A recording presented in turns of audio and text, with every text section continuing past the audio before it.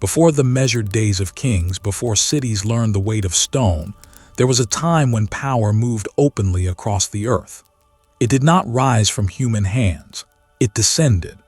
The ancient records speak quietly of this age, not as legend, but as memory preserved in fragments, warnings written into sacred margins. It was the first dominion of the giants, when strength was not earned, but inherited, and authority walked among mortals without restraint. In those early generations, the boundaries between heaven and earth were not yet hardened. The order of creation still breathed. Angels were appointed to watch. Humanity was young, unnamed by history, and the soil itself seemed to listen. Yet within this harmony, something vast began to grow. The watchers looked downward and forgot their place. Knowledge meant for the heavens was carried into flesh. From this union came beings of great stature and greater appetite, called mighty ones of old, whose presence bent the balance of the world. The texts do not rush this moment. They linger. They describe a dominion that rose quickly and was restrained just as swiftly. The giants ruled, yet they were never meant to reign. Their strength was immense, but their days were measured. Why was such power permitted at all? And why was it limited so early before it could fully claim the earth? The answer does not lie in fear, but in design. From the beginning, the Most High set borders not only for seas and stars, but for power itself. Even rebellion was confined. Even judgment followed order. The giants were allowed to rise as a sign, not as a future. Their dominion revealed what happens when creation exceeds its bounds and when guardians become transgressors. This story unfolds slowly, as it must. It moves from divine order to quiet corruption, from forbidden assent to deliberate restraint. It is not a tale of noise or spectacle, but of measured consequence. The ancient witnesses speak so that later generations might understand why unchecked power was never part of the design, and why mercy, even in judgment, was written into the earliest chapters of the world. In the beginning, order was not enforced. It existed. The ancient record opens not with struggle but with separation. Light is distinguished from darkness. Waters are divided from waters. The heavens are stretched apart from the earth below. Each realm is given its place, not by contest, but by command. Nothing presses against its boundary. Nothing seeks more than it is given. The earth in those first days is not yet burdened by memory. It receives form slowly, layer upon layer, as if prepared to carry life without haste. Dry land emerges, not as conquest over the waters, but as permission granted. The seas accept their borders. The sky holds its distance. Even time is measured gently, marked by evenings and mornings that arrive without urgency. Above the earth, the heavens are ordered as well. They are not empty. They are populated with beings formed for purpose, not for rule. Angels are appointed as servants of the divine will, messengers and keepers of order. Among them are those later called watchers, assigned to observe, to attend, and to remain faithful within their stations. They are not given dominion. They are given responsibility. Their strength is real, but it is not self-directed. Their knowledge is great, but it is contained. Humanity is formed last, not as an afterthought, but as a deliberate act. From the dust of the ground, a creature is shaped that bears breath not its own. Humanity is placed between realms, bound to the earth yet aware of the heavens. Authority is granted, but it is narrow. Stewardship is permitted, but dominion is limited. Humanity is told to tend, to guard, to name, not to rule without measure. Power is given as trust, not possession. In this early age, dignity exists without excess. Humanity is crowned, yet restrained. Angels are powerful, yet obedient. Creation itself reflects this balance. Trees bear fruit in season. Creatures multiply according to kind. Nothing seeks to exceed its form. Nothing seeks to escape its design. The harmony of the world is not fragile, but it is precise. It depends upon each part remaining where it was placed. Dominion in this order belongs to the Most High alone. Authority flows downward, never outward. It is distributed, not seized. It is delegated, not claimed. The ancient texts speak of God walking within creation, not as a ruler enforcing control, but as a presence sustaining balance. Command does not crush. Law does not burden. Obedience is not yet learned through fear, because fear has not yet entered the world. There is no rivalry between heaven and earth in these days. The realms are distinct, yet aligned. The heavens do not envy the soil. The earth does not reach upward in defiance. Angels look upon humanity without desire. Humanity looks toward the heavens without ambition. Knowledge exists, but it is bounded. Mystery remains, but it is not pursued through transgression. This ordered world is not silent, but it is calm. Its rhythm is steady. Its purpose is clear. Each being knows its place, not through instruction alone, but through nature itself. To exist is to belong. To belong is to remain within measure. Nothing strains against the limits set upon it, because those limits preserve life rather than restrict it. This is the foundation upon which all later events rest. The weight of future transgression can only be understood against this background of peace. When order is broken, it is not chaos that is lost, but harmony. When boundaries are crossed, it is not freedom that is gained, but imbalance. The early world stands as witness to a truth written into creation itself. Power, when held in balance, sustains life. Power, when removed from its source, begins to distort all that it touches. For now, nothing is broken. Nothing is hurried. The world remains as it was intended, whole and measured, awaiting the choices that will one day alter its course. Within this ordered world, authority is not displayed through force. It is expressed through alignment. Each being operates within a design that does not need reinforcement, because it is sustained by intention. The ancient traditions describe a creation that functions as a living structure, where obedience is not imposed but assumed. To act according to one's nature is to act rightly. To remain within one's boundary is to remain at peace. The watchers are placed within this structure with clarity. Their role is observational, not directive. They are present without interference. They witness the unfolding of human life without shaping it by their own will. Their sight is wide, yet their hands are restrained. This distinction is essential. To watch is not to govern. To know is not to rule. Their authority exists only in relation to the command that appoints them. Without that command, they possess nothing of their own. Humanity, too, lives under a measured grant of authority. The charge to tend the earth carries responsibility without excess. The ground is not owned but entrusted.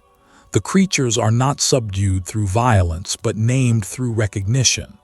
Naming, in the ancient understanding, is not domination. It is discernment. To name a thing is to acknowledge its place within creation, not to remove it from its purpose. The early world knows no hierarchy of strength. The strongest creatures do not rule the weakest. The heavens do not press down upon the earth. Instead, there is correspondence.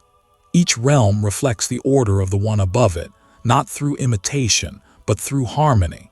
The earth mirrors the heavens by remaining within its bounds. Humanity mirrors the divine image by exercising restraint. Angels mirror obedience by remaining unseen. Time itself follows this pattern. Days are marked without urgency. Growth occurs without struggle.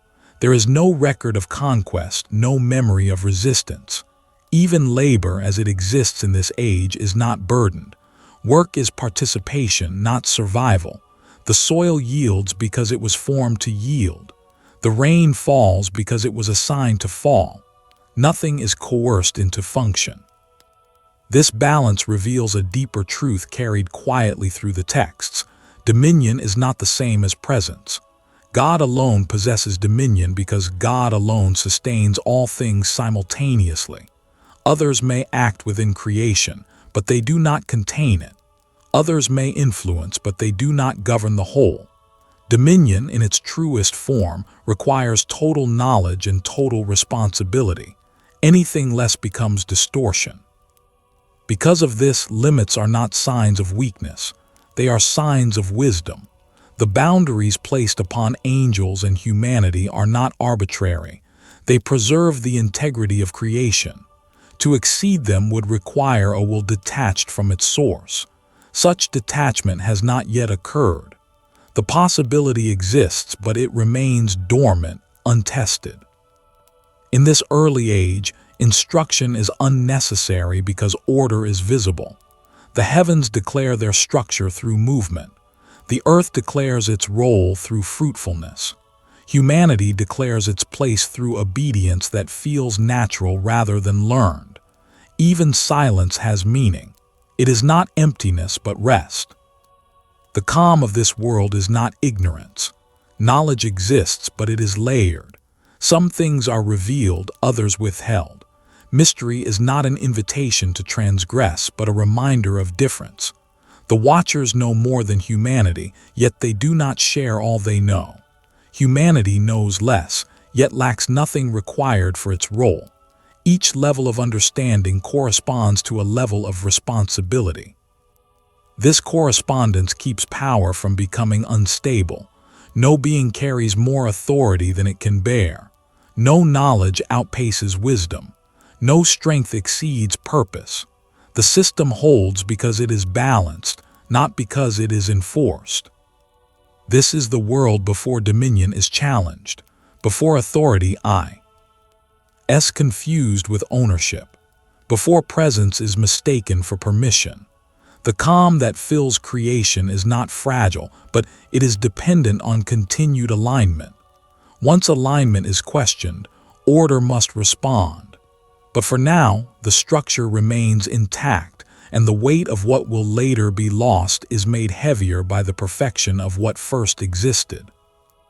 In this ordered beginning, the most defining feature is not what exists, but what does not. There is no rivalry between roles, no desire to ascend beyond appointment, no movement toward possession of what was not given. The ancient world stands complete without ambition. Its peace is not maintained through restraint imposed from above, but through understanding written into being itself. The distinction between creator and creation remains clear. God alone commands existence. All other beings respond. This distinction is not experienced as distance but as coherence. To act in harmony with divine will is to remain whole. To depart from it is not yet imagined. The world has not learned fracture. It has not learned excess. It has not learned hunger beyond need. Angels dwell within this clarity. Their power is real, but it is quiet. Their presence does not alter the course of humanity, because alteration is not their task. They observe the unfolding of human life as stewards of order, not as participants in its direction. Their loyalty is expressed through stillness as much as through action. To remain where placed is itself a form of obedience. Humanity lives within the same clarity. Though made in the image of God, humanity does not confuse likeness with equality. The breath received is recognized as a gift, not a source. Authority is exercised gently because it is understood to be temporary and conditional. Humanity governs the earth not as owner, but as caretaker, aware that the ground itself answers to a higher voice. Creation reflects this awareness. Nothing resists its role. The animals do not fear humanity. The earth does not withhold its yield. The heavens do not conceal their order. All things exist within a shared submission to divine intention. This shared submission is the foundation of peace. Where submission is mutual, violence has no place. The ancient texts suggest that this harmony is intentional preparation. It establishes a standard by which all later deviation will be measured. When boundaries are eventually crossed, the loss will be clear because the original alignment was known. Transgression will not arise from confusion, but from choice. The order of the world leaves no ambiguity about what was permitted and what was not. This clarity is essential. It reveals that dominion was never contested. It was never claimed by force, nor challenged by rival authority. Dominion belongs to God alone, not because it is defended, but because it is inherent. All delegated authority exists only within this truth. When delegation is honored, creation flourishes. When it is rejected, imbalance begins. The calm of this early world is therefore not passive. It is active stability. It holds because each part remains connected to its source. Nothing seeks autonomy. Nothing seeks elevation beyond measure. Even knowledge remains within its proper bounds, serving life rather than consuming it. As the chapter closes, the world remains at rest. The heavens are aligned. The earth is fruitful. Humanity is positioned with dignity and restraint. Angels remain faithful to their charge. No dominion has yet been claimed apart from God. The structure stands unbroken, not because it cannot fall, but because it has not yet been challenged. This is the ordered world before dominion is distorted. A world defined by placement, purpose, and peace. A world that will soon bear witness to the cost of crossing what was never meant to be crossed. Before the earth learned corruption, before strength was misused and knowledge became a weight, there were beings appointed to watch rather than to rule. The ancient texts speak of them with restraint, not suspicion. They are introduced without accusation. They are not fallen at first. They are entrusted. These beings are called watchers, not because they wander, but because they remain. Their task is fixed. They are set in place to observe the order of the world, to attend to the movement of humanity, and to bear witness to the unfolding of creation. They are not creators. They are not governors. They stand within the heavenly order as servants of awareness, carrying knowledge without ownership. The Book of Enoch describes their appointment as deliberate. They are chosen from among the host of heaven, distinguished not by ambition but by capacity. Their sight is wide. Their understanding is deep. They are able to perceive both the heavenly order and the fragile course of human life. This ability is not given to all. It is a form of trust. Yet from the beginning, limits are placed upon them. They are watchers, not participants. They may observe the earth, but they are not permitted to shape it according to their own will. They may understand humanity, but they are not assigned to direct it. Their authority is defined by command, not by potential. What they are able to do is greater than what they are allowed to do. This distinction is central to their role. Power exists, but it is restrained. Knowledge exists, but it is contained.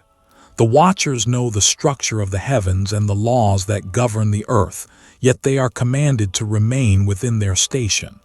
Their obedience is not blind. It is informed. They know the boundaries placed upon them and the reason those boundaries exist. Their presence within the heavenly order is not isolated. They serve alongside other angels, each according to assigned function. Some carry messages, some execute judgment, some sustain order through movement and command. The watchers differ in that they are still. Their duty is patience. Their offering is restraint. In this early age, there is no tension in this arrangement. The watchers do not resist their limits. They do not question their place. The texts present them as aligned with divine intention, content within their assignment. Their knowledge does not yet press against their obedience. Their sight does not yet awaken desire. This harmony reveals an important truth. Access to divine knowledge is not inherently corrupting. It becomes dangerous only when separated from submission. At this stage, the watchers hold knowledge without distortion because they remain connected to the command that governs them. Their awareness serves order rather than self. The tragedy of their later fall is deepened by this beginning. They are not deceived into rebellion. They are not created flawed. Their future transgression cannot be blamed on ignorance. It arises from choice made slowly over time as attention turns inward and desire begins to form. But that turning has not yet occurred. For now, the watchers fulfill their role with quiet faithfulness. They observe humanity's early steps without interference. They witness the balance of creation without seeking to alter it. Their authority remains delegated. Their power remains unused beyond command. The ancient traditions pause here for a reason. They establish who the watchers were meant to be before explaining who they became. Without this clarity, their fall would appear sudden or inevitable. Instead, it is shown as preventable, rooted in freedom rather than fate. In this appointed role, the watchers stand as a reminder that proximity to the divine carries responsibility. Knowledge increases accountability. To see more is to be entrusted more, and to be entrusted more is to be bound more tightly to obedience. This is the beginning of their story, not a descent but an appointment, not a rebellion but a charge. A role defined by watching, waiting, and remaining within the limits that preserve order. As time unfolds within the ordered world, the watchers remain positioned between realms, aware of both heaven and earth yet fully belonging to neither. This placement is intentional. They are close enough to observe humanity, yet distant enough to preserve distinction. Their role requires this tension. To watch faithfully, they must neither withdraw nor descend. The ancient traditions describe their knowledge as layered. They understand the movements of the heavens, the courses of the stars, and the patterns that govern seasons and time. They also perceive the fragility of human life, the brevity of its days, and the limits of its understanding. This awareness is not meant to produce pity or intervention. It is meant to sustain order through witness. Boundaries are repeatedly emphasized in the texts. The watchers are commanded to remain within their station. They are not permit to take form among humans. They are not allowed to share heavenly instruction unless directed. Even their gaze is disciplined. To look is permitted. To desire is not. The line between observation and participation is drawn with care. This restriction is not born of distrust. It is born of design. Knowledge without limitation becomes destabilizing. The watchers are entrusted with insight precisely because they are expected to remain obedient. Their strength makes restraint necessary. Their closeness to divine truth requires distance from human influence. Within this structure, authority flows clearly. Commands originate from the Most High and pass through appointed ranks. The watchers do not act independently. They respond. Their freedom exists within obedience, not outside it. The text suggests that this arrangement preserves both heaven and earth from collapse. No being carries authority without accountability. Yet the presence of choice remains. Obedience is not automatic. The watchers are not bound by compulsion. Their loyalty is genuine because it is voluntary. This freedom, though necessary, carries risk. The ability to choose obedience also allows the possibility of refusal. The traditions speak carefully of how this possibility begins to take shape. It does not emerge as rebellion at first. It arises as attention. Attention becomes contemplation. Contemplation becomes desire. The watchers begin to look not only at humanity, but at what humanity possesses. Flesh becomes visible. Time becomes attractive. Limitation begins to appear as loss rather than protection. This shift is subtle. No command is broken yet. No boundary is crossed, but the internal alignment begins to change. Knowledge, once held in service, begins to turn inward. The awareness of difference between angel and human becomes a source of tension rather than acceptance. It is here that privilege reveals its danger. The Watchers know more than humanity, and this knowledge allows comparison. Comparison invites judgment. Judgment invites desire to intervene. The very insight entrusted to them becomes the ground upon which disobedience can grow. Still, the fall has not yet occurred.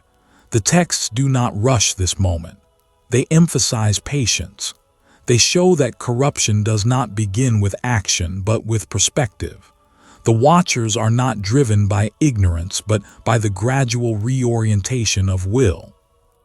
This part of their story remains quiet. There is no violence, no declaration, only a slow movement away from contentment with assigned place. The divine order remains intact, but it now carries the weight of tension within those appointed to guard it. This gradual shift prepares the ground for what follows. It reveals that the danger faced by the Watchers was not their power, but their freedom. Knowledge, when held without humility, becomes unstable. Authority, when contemplated as possession, begins to fracture. The appointment of the Watchers thus stands as both honor and warning. They are given much, and therefore much is required. Their story unfolds not as tragedy imposed from outside, but as consequence emerging from within. The ancient traditions linger on this final stage before the fall, not to accuse, but to clarify responsibility. The Watchers remain within their station, yet their inner posture has shifted. What was once sufficient now feels constrained. What was once received as command is quietly reinterpreted as limitation. The danger does not lie in their knowledge itself, but in the separation of knowledge from submission. Their awareness of humanity deepens. They observe human growth, human vulnerability, human desire. They see mortality unfold day by day. The contrast between eternal existence and fragile life becomes sharper. This contrast, once understood as balance, now begins to suggest inequality. The Watchers are not instructed to resolve this difference. They are instructed to witness it. But witnessing, when paired with unchecked contemplation, begins to distort perception. The text suggests that the Watchers begin to dwell on their own capacity.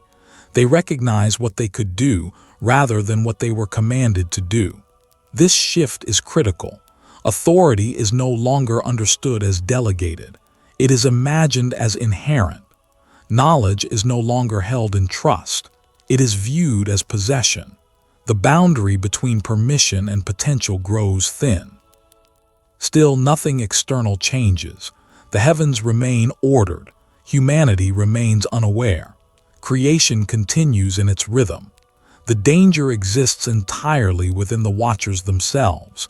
This reveals the nature of their coming transgression. It will not be an act forced by circumstance, nor a response to chaos. It will be a decision made within order against order. The ancient record is careful here. It does not portray the Watchers as deceived by darkness.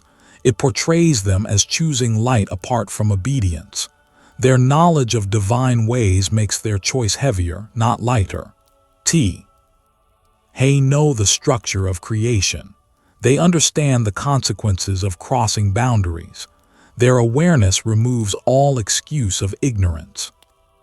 This is why their appointment is remembered with such gravity. They were not placed on the edge of the divine order. They were placed near its center. Their role required maturity, restraint, and patience. The trust given to them was great because their capacity was great.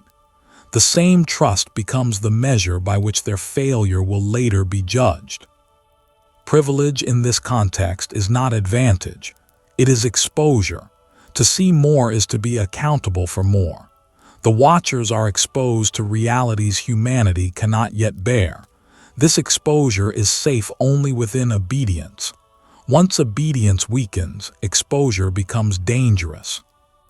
The texts imply that heaven does not intervene at this stage because no command has yet been broken. Freedom is respected until it is misused. The divine order allows space for choice, even among those closest to it. This allowance is not approval, it is patience. The appointment of the watchers thus reaches its quiet conclusion. They stand fully entrusted, fully aware, and fully free. Their role is clear. Their boundaries are known. Nothing compels them to fall. Nothing deceives them into descent.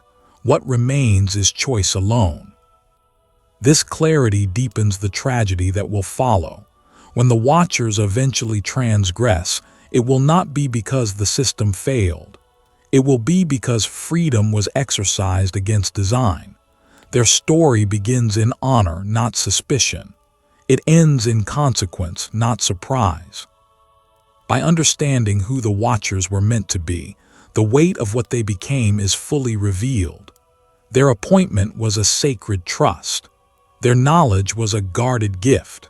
Their fall, when it comes, will be neither sudden nor accidental, but the final movement of a decision long prepared in silence. The moment of transgression does not arrive with noise. It unfolds in quiet agreement, formed long before movement occurs. The ancient texts describe no sudden impulse, no confusion of command. The descent begins as a decision shared, spoken among those who had already turned inward. What follows is not an accident of desire, but its execution. The watchers do not fall, they descend. This distinction matters. Falling implies loss of control. Descent implies intention. According to the Book of Enoch, the watchers look upon the earth and resolve together to cross the boundary set before them. They speak among themselves. They count their number. They weigh the cost and proceed regardless. Their unity is not obedience but resolve against command. Oaths are sworn in secrecy. This detail is preserved carefully in the ancient record. The watchers bind themselves to one another so that none may turn back. The oath does not sanctify the act. It secures it. Responsibility is shared so that guilt may be distributed. What begins as contemplation now becomes covenant, not with heaven, but with each other.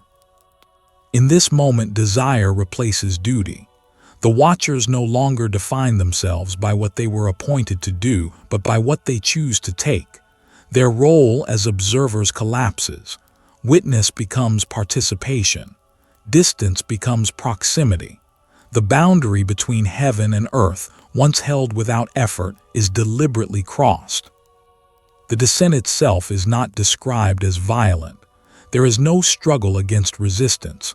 The earth does not repel them. The heavens do not collapse. Creation allows the movement, though it was not intended. This allowance does not signify permission. It reveals restraint. The order of the world does not shatter at once. It absorbs the breach. Yet the separation between realms is broken. What was held apart by command is now joined by will. Knowledge formed for the heavens enters flesh. Authority assigned for oversight seeks embodiment. This crossing introduces distortion, not because matter is corrupt, but because alignment is lost. The watchers arrive bearing knowledge without wisdom. They do not come empty. They carry insight into the workings of creation, understanding of forces humanity was not prepared to receive. This knowledge is not given gradually. It is not filtered through obedience. It is released through desire. The order of instruction is overturned. This act disrupts more than hierarchy. It alters the rhythm of the world. Boundaries once respected are now negotiable. The distinction between what may be known and what should remain hidden begins to erode. The authority of command is replaced by the authority of presence. Those who should have remained unseen now walk openly. The texts remain restrained in their language. They do not dwell on spectacle. They do not amplify the act. Instead, they emphasize consequence. The descent is presented as the first fracture in the ordered world, not because of its immediate effects, but because it establishes a new pattern. Authority has moved without sanction. Knowledge has moved without wisdom. Creation responds not with chaos but with strain. The earth bears what it was not formed to carry. Humanity receives what it was not prepared to hold. The heavens remain intact but diminished by absence. Something that belonged above now occupies below. This moment marks the beginning of distortion. It is not yet destruction. It is imbalance. The watchers have not yet taught. They have not yet taken. But the crossing itself is enough. The act declares that boundaries may be breached if desire is strong enough and unity is secured. The ancient record pauses here, allowing the weight of this decision to settle. The world does not cry out. The soil does not revolt. The cost is quiet. It will unfold slowly, through consequence rather than reaction. The earth receives the descent without resistance. It does not consent, yet it carries the burden. From this point forward, nothing is entirely as it was. Order remains, but it is strained. Harmony persists, but it is altered. The first step has been taken, and creation begins to feel its weight. After the descent, the world continues in silence. There is no immediate upheaval. The sun rises. The earth yields. Humanity remains unaware of the full weight of what has occurred. Yet beneath this calm surface, the structure of creation has shifted. A boundary once held by obedience now depends on restraint alone. The watchers, now present upon the earth, do not arrive as strangers. They enter with familiarity, moving among humanity with confidence shaped by ancient knowledge. Their authority is not declared, yet it is felt. Presence itself becomes influence. The separation between observer and participant no longer exists. The ancient texts suggest that the first disorder is not violence, but instruction. Knowledge begins to pass from those appointed to watch into the hands of those never meant to receive it. This transfer is not guided by wisdom or timing. It is driven by desire to share, to shape, to participate. What was meant to remain hidden until its proper season is revealed prematurely. The nature of this knowledge is not immediately destructive. It offers skill. It offers insight.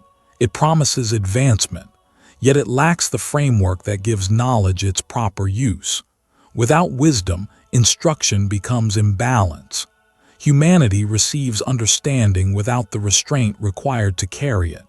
The watchers, in giving, step further away from their appointed role. This sharing alters relationships within creation. Humanity begins to look upward not in reverence but independence. The watchers begin to look downward not as witnesses but as benefactors. Authority shifts subtly. Trust is redirected. The divine order, once clear, becomes layered with alternative sources of guidance. The earth itself reflects this change. The rhythm of life grows uneven. Practices emerge that were not part of the original design. The soil is worked with new methods. The elements are approached with altered intent. Nature becomes something to manipulate rather than tend. These changes are gradual, not dramatic, yet they accumulate weight. The watchers do not act as a single voice. Though their dissent was collective, their influence diversifies. Each shares according to interest, according to inclination. The unity that secured their oath begins to fracture into individual expressions of power. Authority without command lacks cohesion. Knowledge without wisdom lacks harmony. This period reveals the deeper consequence of the descent. Separation from divine source weakens even those who transgress. The watchers do not gain stability through their action. They gain exposure. Their presence among humanity places them within time and consequence. They are no longer sustained by distance. Their power remains, but it is now vulnerable to misuse. The ancient record does not dwell on confrontation at this stage. There is no immediate judgment. Heaven remains silent, not from ignorance, but from patience. The consequences are allowed to unfold. revealing the nature of the breach without interruption. Creation itself becomes the field upon which imbalance is displayed. The distinction between realms grows less visible. Humanity begins to adopt practices shaped by heavenly knowledge without heavenly restraint. The Watchers continue to give, perhaps believing they are improving the world. Yet improvement without alignment leads to distortion. What is gained in capability is lost in harmony. This stage of the descent is marked by quiet transformation. The world still resembles what it was, but it is no longer held together by the same principles. Authority now flows from presence rather than command. Knowledge now flows from desire rather than obedience. The earth bears this change without protest. It absorbs the new weight placed upon it. The cost remains unseen, but it is accumulating. The descent has not yet produced its final outcome, but its direction is set. The order of creation has been altered, and the consequences are moving forward, step by measured step. As the effects of the descent deepen, creation begins to reveal strain without protest. The earth continues to sustain life, yet it does so under a burden it was never formed to carry. The ancient texts speak of no immediate collapse, but of a gradual erosion of balance. What was once aligned now requires effort to remain whole. The Watchers, having crossed without permission, find themselves bound more tightly to the world they entered. Presence becomes involvement. Involvement becomes responsibility. Their authority, once defined by distance and command, now operates through proximity. This shift does not strengthen order, it fragments it. Knowledge continues to move without wisdom. Instruction expands without restraint. Humanity grows capable yet unsettled. Skills increase. Understanding widens, but purpose narrows. The center of authority shifts away from divine source toward visible power. The Watchers, though not claiming dominion yet, begin to shape outcomes through influence rather than obedience. The separation between realms, once clear and sustaining, grows thin. Boundaries that preserved life are treated as obstacles. What was meant to remain distinct is now blended. This blending does not produce unity. It produces confusion. Creation responds not with rebellion but with fatigue. The ancient record emphasizes that the cost of this descent is borne quietly. There is no immediate punishment, no sudden withdrawal of life. Instead, consequence enters through imbalance. The earth yields less easily.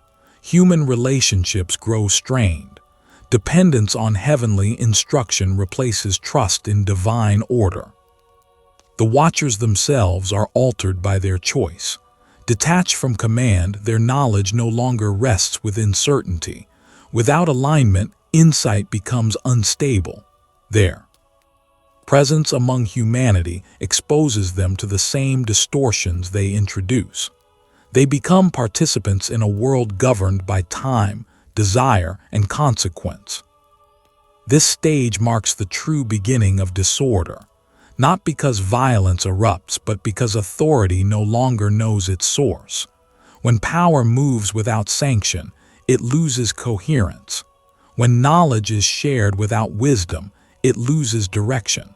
The descent transforms role into ambition and observation into control. The texts remain measured in their account. They do not accuse. They observe. They record the steady movement away from design. The Watchers are not portrayed as conquerors. They are portrayed as transgressors whose actions ripple outward, altering creation without immediately destroying it. The earth remains patient. It carries what it can, but the weight increases. The separation of realms was not arbitrary. It protected both heaven and earth from contamination of purpose. Its breach introduces friction into every relationship. This chapter closes with the world still standing, yet no longer at rest. Order has not collapsed, but it has been compromised. The descent has set in motion a sequence that cannot reverse itself without intervention. Authority has moved where it was not sent. Knowledge has been given where it was not required. The cost of this descent will continue to unfold, not in spectacle, but in consequence. Creation, once harmonious, now bears the quiet burden of a choice made in secret. The emergence of the mighty ones does not arrive as wonder, but as consequence. The ancient texts do not present their birth with celebration or awe. They speak of it as result, shaped by what had already been crossed. From the union of what was never meant to join, new life enters the world bearing weight beyond measure. These beings are not introduced by name at first. They are described by effect. Their presence alters the land. Their growth exceeds the rhythm of humanity. Their hunger expands faster than provision. They are called mighty not because they rule, but because they overwhelm. Strength surrounds them as atmosphere, not as title. Their size is noted but not exaggerated. It is sufficient to disrupt balance. They outgrow human limits in body and in appetite. What sustains humanity becomes insufficient. Fields are emptied. Herds are consumed. The earth, once generous, is pressed beyond its rhythm. The texts emphasize not how the giants look, but what happens wherever they stand. Human communities feel this change before they understand it. The giants do not arrive with commands or banners. Their dominion begins without structure. It begins through presence alone. Where they move, space yields. Where they settle, others adjust. Humanity is not conquered through war, but through overshadowing. The smaller bends around the larger without resistance. Violence does not begin immediately. At first there is displacement, resources thin, fear grows quietly. The giants require more than the land can give. Their hunger is not evil in intention, but it is excessive by nature. They were not formed for limitation.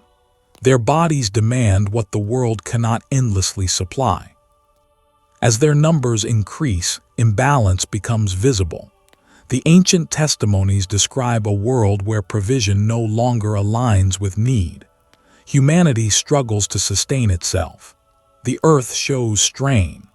Order begins to slip, not through chaos, but through excess concentrated in few hands, few bodies. The giants do not govern. They do not establish law. Their dominion is not planned. It is inherent. Their strength creates authority without consent. Their size creates hierarchy without decree. Humanity responds not because commanded, but because survival requires adjustment. This is dominion by weight, not by rule.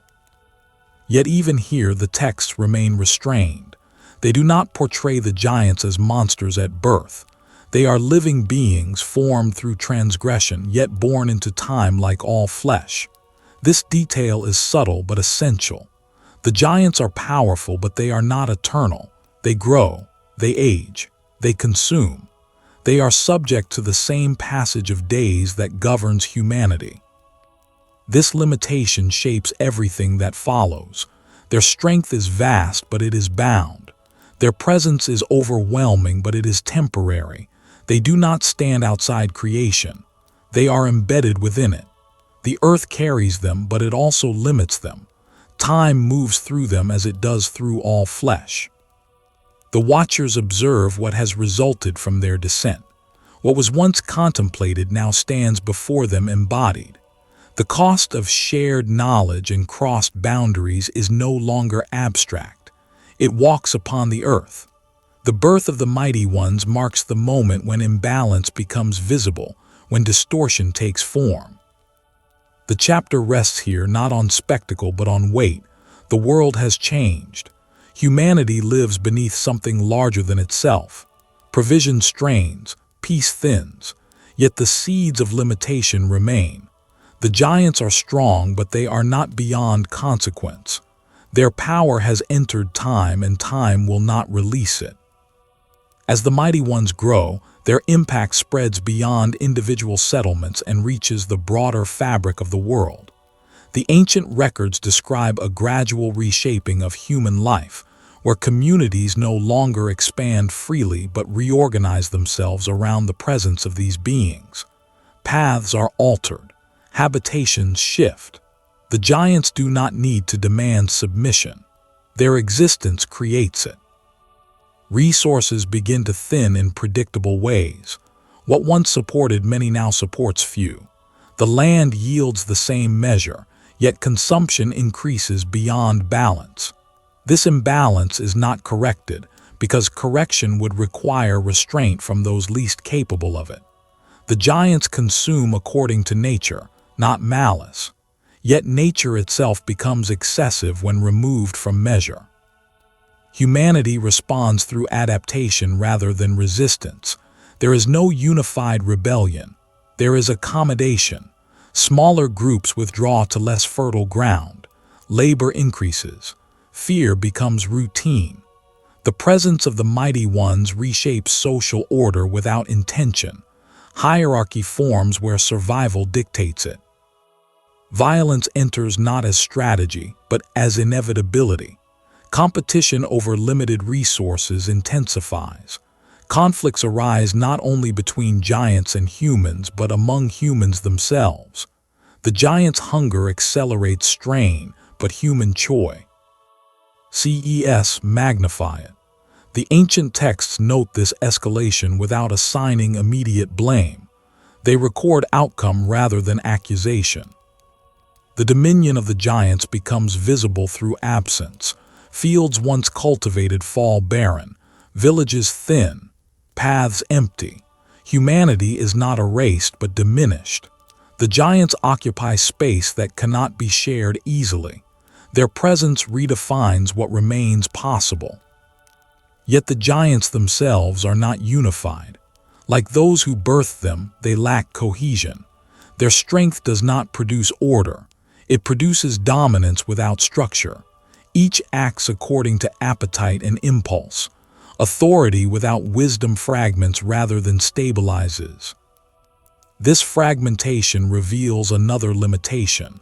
Though vast in strength, the giants are dependent. They require constant provision. They are bound to the earth's yield. When the land strains, they strain with it. Their power does not free them from need. It intensifies it. The watchers witness this expansion with growing weight. The knowledge once shared has produced life that exceeds control. What was intended to elevate humanity has overshadowed it. The boundary between guardian and creation dissolves further. The watchers no longer stand apart from consequence. They are entangled within it. The ancient testimonies emphasize that this stage marks the spread of disorder through scale rather than intent. The giants do not plan destruction. They bring it through imbalance. Their presence magnifies every weakness within creation. Scarcity becomes conflict. Fear becomes habit. Violence becomes normalized. Still, the texts do not describe total collapse. Life continues. Humanity endures. The earth bears the strain. The giants dominate space, but they do not yet claim absolute control. Their dominion remains unstructured, dependent on presence rather than decree. This period deepens the understanding that strength alone cannot sustain order. Without wisdom, power destabilizes everything around it. The giants possess immense force, yet lack the capacity to govern themselves or others. Their dominance is effective, but it is brittle. The subtle truth remains: they are bound to time. Their growth slows, their bodies age, their hunger persists. The same limitations that govern humanity govern them, though on a larger scale. This shared mortality becomes the quiet counterweight to their strength. The chapter moves forward with this tension unresolved. The giants stand at the height of their presence, reshaping the world without realizing the fragility beneath their power. Their dominion feels overwhelming, yet it rests upon foundations that cannot hold indefinitely. As the presence of the Mighty One settles into the world, their limitation begins to reveal itself quietly. Though their strength remains unmatched, it does not free them from the passage of days. They grow, but they also tire. They consume, but they are never satisfied. The ancient texts are careful to remind that these beings, for all their power, are bound to flesh. Time moves through them as it does through all born things. Their bodies are vast, yet subject to wear. Their hunger does not diminish with age, it sharpens. What once strained the land now presses it further. The earth, already bearing excess, is pushed toward exhaustion. The giant's dominion expands not because it is sustainable, but because it has not yet reached its limit. Humanity becomes increasingly overshadowed, not erased, but diminished in voice and presence. The world grows louder with the movement of the mighty ones, quieter with the absence of balance. Yet within this overshadowing, a truth remains intact. The giants cannot escape dependence. They are bound to the same soil they exhaust. Their strength does not place them above creation. It embeds them deeper within it. This dependency exposes the fragility of their power. Dominion built on consumption requires endless supply. When provision thins, authority weakens. The giants do not recognize this at first. Their strength has always secured what they need, but the earth's capacity is not infinite. What is taken cannot be replaced at the same pace. The ancient testimonies do not describe a sudden turning point. They describe accumulation. Scarcity grows. Conflict multiplies.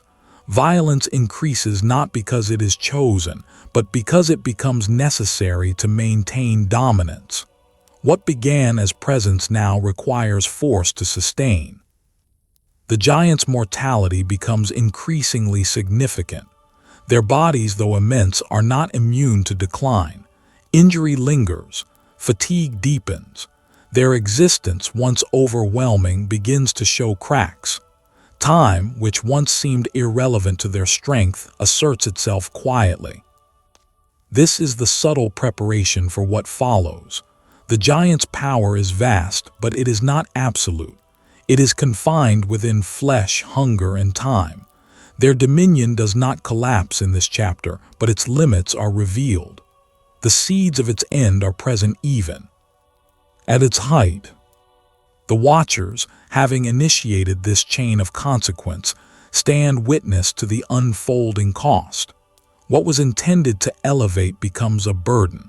What was desired as union becomes imbalance. The world bears the weight of life that exceeds its measure. The chapter closes with this quiet recognition. The giants dominate the land, yet they do not own it. They consume the earth, yet they depend upon it.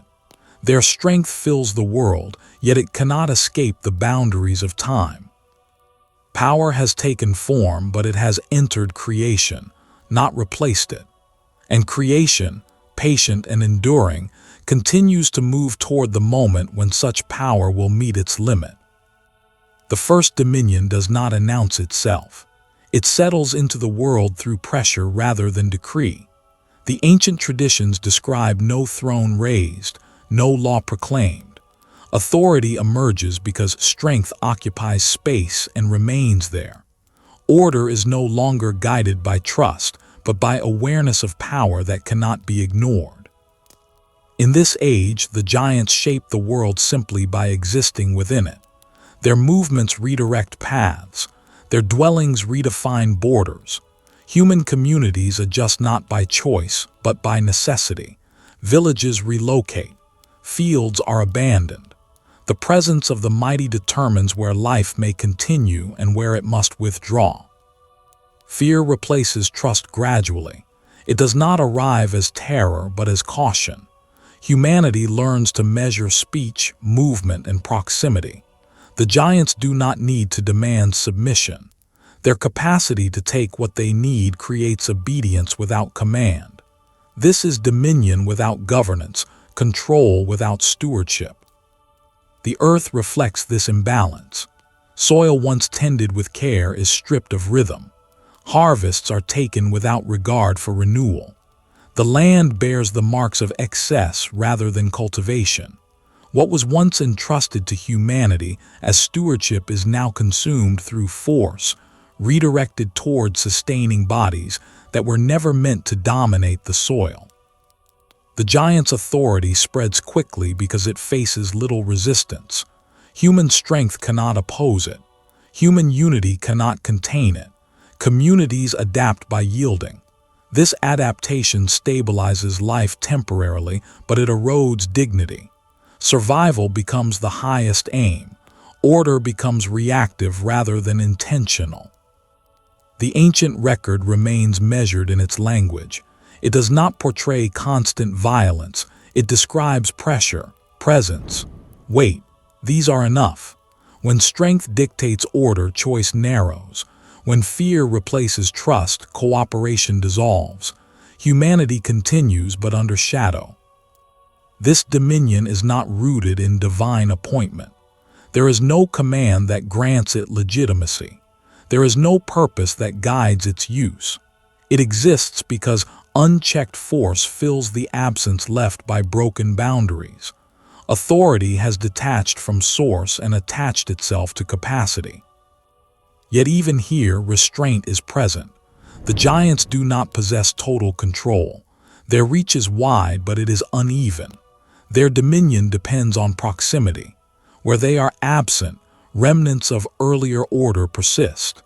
Humanity clings to what balance remains, preserving fragments of trust and care in places not yet overtaken. These early signs matter. They reveal that the dominion of the giants, though overwhelming, is incomplete. It spreads rapidly, but it cannot stabilize itself. It lacks the structure required for permanence. Strength sustains it, but strength alone cannot govern indefinitely. The first dominion thus appears powerful, yet unsettled. It commands obedience without loyalty. It enforces order without justice. It consumes without renewal.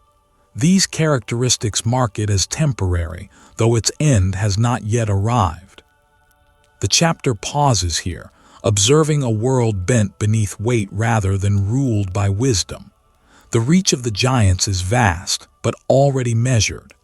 Their authority fills the land, but it does not root itself deeply enough to endure. As the dominion of the giants extends, its nature becomes clearer through its effects rather than its claims. Order is no longer shaped by shared understanding, but by endurance. Human life adjusts to the presence of overwhelming force, learning where to stand and where not to remain. Movement becomes cautious. Settlement becomes temporary. Stability depends on remaining unnoticed. The ancient traditions describe a world in which strength defines safety. Protection is sought not through covenant or law, but through proximity to power. Some communities draw nearer to the giants, hoping to survive through association.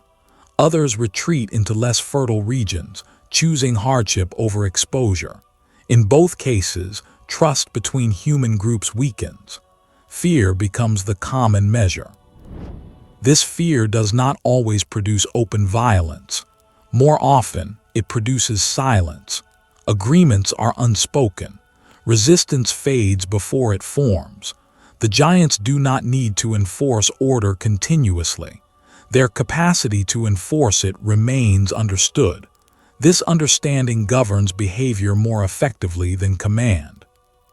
The earth bears the cost of this arrangement. The land is no longer worked with patience but with urgency. What is taken is not balanced with care. Renewal is postponed in favor of immediate need. The soil grows thin. The waters are strained. Creation responds not with collapse but with diminishing return. What once sustained many now struggles to sustain few. This dominion lacks stewardship. Possession replaces responsibility. The giants take because they can, not because they are tasked to provide. Their strength secures access, but it does not guide use. Authority without purpose drains what it controls. Yet signs of restraint begin to appear, subtle and easily missed. The giants' reach does not extend everywhere. Their presence creates centers of dominance, but also leaves margins where their influence weakens. In these spaces, fragments of earlier order survive. Humanity remembers care. The earth recovers slightly where pressure lifts. The giants themselves reveal limits within their rule. Their dominance depends on constant movement and consumption. Where resources thin, their presence shifts. Dominion migrates rather than settles. This movement prevents consolidation. Power spreads, but it does not anchor. The ancient record suggests that this instability is not accidental. Dominion gained through force cannot sustain itself without continual exertion. Fatigue accumulates. Dependence deepens. Even strength begins to bend under its own demand. These signs do not yet signal collapse. They signal measurement. The dominion of the giants is being weighed, not by immediate judgment, but by exposure of its nature. What lacks divine appointment lacks endurance. What is built on fear cannot preserve order indefinitely. The world remains under shadow, but the shadow does not darken everything. Light persists in places of distance and restraint. The reach of the giants is vast, yet not complete. Their authority commands obedience, but not allegiance. Their rule fills space, but not time. This is the nature of the first dominion in practice. Powerful yet unsettled, widespread yet uneven, feared yet fragile. Its weight is real, but its foundation is thin. As the dominion of the giants continues, its limits begin to surface without announcement. There is no sudden reversal, no visible judgment. Instead, the weight of their rule exposes its own boundaries. What spreads quickly also begins to thin. What dominates space fails to secure continuity. The ancient tradition suggests that the giant's authority encounters resistance not from opposition but from reality itself. The earth does not yield endlessly. Resources decline. Paths once traveled become empty. The giants move in response, pressing into new regions, extending their reach further. Yet this expansion weakens cohesion. Dominion stretches, but it does not deepen. Human communities sense this shift. Fear remains, but it is joined by distance. The giant's presence, once overwhelming, becomes uneven. Some regions experience prolonged strain. Others begin to recover in their absence. Life adapts again, not toward stability, but toward survival within changing pressure. The dominion shows itself as possession without care. Where the giants remain, exhaustion follows. Where they leave, recovery begins slowly. This contrast reveals the cost of authority exercised without stewardship. Power that takes without sustaining leaves behind emptiness rather than order. The giants themselves bear signs of strain. Their strength must be continually exercised to maintain dominance. Their hunger does not lessen. Their dependence on provision increases. The earth becomes both source and limit. Dominion rooted in consumption confronts the reality of scarcity. These developments are subtle but meaningful. They indicate that the first dominion is not self-sustaining. It does not renew itself. It cannot preserve balance. Its reach is impressive, but it is already being measured by forces it cannot command. The ancient record presents this stage as quiet evaluation. The dominion is not yet removed, but it is revealed. Its nature is made plain through consequence rather than decree. Authority without divine appointment reveals its own end through instability. Fear still governs much of the world, but it no longer defines everything. In places untouched or newly released, fragments of earlier order persist. Humanity remembers restraint. The earth responds to care where it is given.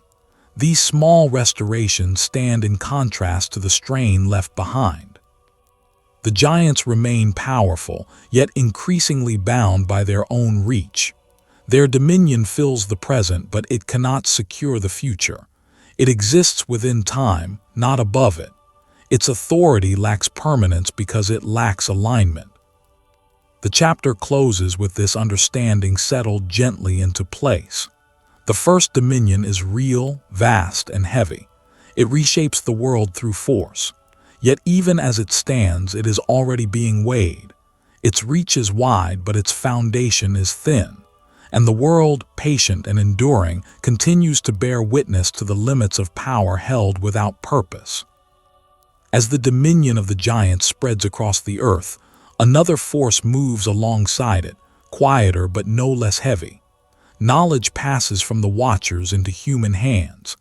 The ancient texts record this transfer without wonder and without praise. It is not presented as enlightenment, but as exposure. What enters the world is not meant to arrive in this season or in this manner. The watchers teach what was once guarded. They reveal the shaping of weapons, the working of metals, and the means by which force may be multiplied beyond the strength of the body. They disclose the use of enchantments and the binding of words to effect change. They alter humanity's understanding of the natural world, not through observation alone, but through instruction that bypasses patience. This knowledge is powerful, but it is incomplete. It grants capability without discernment. Humanity learns how to make, but not when to refrain. Skill increases rapidly, yet wisdom does not keep pace. Tools designed to protect become instruments of domination. Insight intended to preserve order becomes a means to control it. The ancient record does not linger on fascination. It turns attention toward outcome. As knowledge spreads, violence becomes more efficient. Conflict grows sharper. The giants, already dominant through presence, now hold further advantage through instruction. Humanity, receiving this knowledge, becomes increasingly dependent on those who provided it. This dependence deepens imbalance. The watchers are no longer distant observers, they are teachers. The giants are no longer merely strong, they become necessary. Authority shifts again, not only through force, but through access to understanding withheld from others. Knowledge becomes a currency of power. The distinction between permitted learning and forbidden knowledge is critical here. The ancient traditions affirm that learning itself is not condemned. Humanity was formed to grow in understanding, but growth was meant to follow alignment. Knowledge was to unfold within obedience, not to replace it. What is seized prematurely becomes distortion rather than advancement. The watchers do not deliver knowledge gradually. They release it according to desire rather than command. This accelerates corruption. Humanity gains skill faster than character can form. Capacity outruns responsibility. The balance that once governed creation weakens further. Nature itself is approached differently.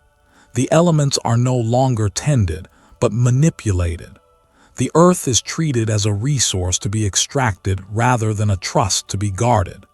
The ancient order of stewardship gives way to mastery driven by need and ambition. The chapter's weight rests here. Revelation without obedience does not elevate, it burdens. Knowledge without restraint does not liberate, it binds. What was meant to serve life begins to consume it. The watchers, having crossed the boundary of instruction, deepen their separation from divine order. Humanity, having received what it was not ready to hold, moves further from dependence on God and closer to dependence on visible power. This knowledge does not bring clarity, it brings complexity without guidance. It does not restore balance, it hastens collapse. The ancient texts pause at this point, not to condemn learning, but to reveal its cost when divorced from obedience. What enters the world as gift becomes weight. What was guarded becomes destructive when taken without permission. As this knowledge settles into human life, Its effects widen beyond individual skill and into the structure of society itself. The ancient traditions describe a gradual transformation, where learning no longer serves harmony but advantage. Those who possess instruction gain influence. Those without it fall behind. Inequality deepens, not through destiny, but through access to what was never meant to be unevenly distributed. Humanity begins to organize itself around capability rather than character. Strength enhanced by knowledge becomes authority. Those who can shape weapons or command hidden forces are elevated. Trust, once grounded in shared dependence on God, shifts toward reliance on technique and power. The source of security changes, and with it, the shape of community. The giants benefit most from this exchange. Their physical dominance is now reinforced by understanding that magnifies force. They become centers of instruction and protection.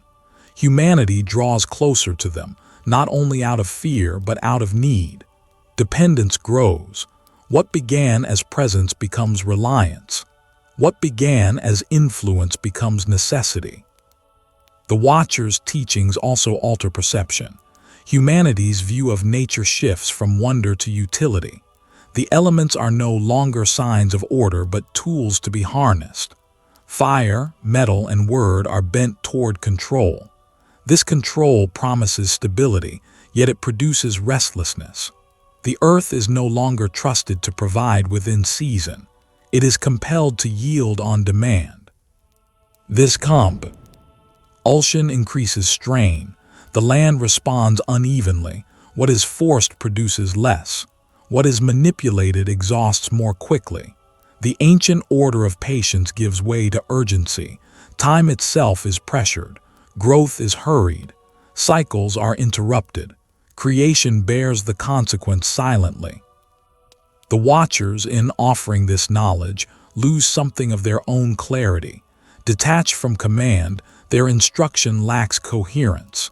They teach fragments without wholeness. Insight without alignment becomes unstable even for those who give it. Authority erodes from within. The distinction between learning and wisdom grows sharper. Learning accumulates. Wisdom diminishes. Humanity becomes capable of great acts, yet unable to foresee their cost. The ancient texts emphasize this imbalance not as ignorance, but as misdirection. Knowledge is aimed away from preservation and toward domination. This shift accelerates corruption. Violence becomes more calculated. Control becomes more precise. Fear spreads not only because of strength but because of unpredictability. The world grows louder with activity, yet quieter with peace. Still, the record does not describe immediate ruin. Life continues. Communities adapt. The burden increases slowly. The danger of forbidden knowledge lies not in instant destruction, but in cumulative weight. Each skill learned without wisdom adds pressure to a world already strained. The contrast with permitted knowledge becomes clearer. What God allows unfolds with patience and restraint. It aligns with order and preserves balance. What is seized unfolds rapidly and demands more than it returns. This difference reveals why limits exist. Boundaries protect not only authority, but life itself. The chapter moves toward its close with this understanding deepening. Knowledge has entered the world without permission. Its presence reshapes humanity and strengthens dominion rooted in force. What was meant to enlighten has become a burden carried by all. As the effects of this knowledge continue to spread, the weight it places upon the world becomes harder to ignore. Humanity grows skilled, yet unsettled. Capability increases, but peace recedes. The ancient texts speak of a world crowded with invention and empty of restraint. Knowledge multiplies faster than understanding, and the balance once preserved by obedience slips further away. The dependence on the giants deepens. Their strength, now reinforced by instruction, appears indispensable. Humanity looks to them for protection, guidance, and survival. What began as fear becomes reliance. What began as reliance becomes submission. Authority, once granted by God, is redirected toward those who possess knowledge and power. This redirection alters the spiritual posture of humanity. Trust shifts from the unseen to the visible. Dependence on divine provision weakens. The giants and the watchers occupy the space once reserved for reverence. This shift is subtle, but it reshapes everything. Knowledge becomes a substitute for faith. Power becomes a measure of worth.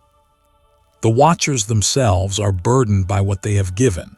Revelation without obedience does not free the giver. It binds. Their instruction entangles them more deeply in the world they entered. The clarity they once held fades. They become participants in the corruption they accelerate. The ancient record frames this stage as a closing of possibility. What could have been guided is now misdirected. What could have served life now strains it. Knowledge, divorced from wisdom, demands more than it provides. It becomes weight rather than gift. The contrast with divine revelation stands firm. When God reveals, revelation carries guidance, timing, and restraint. It restores rather than disrupts. What is taken prematurely lacks these safeguards.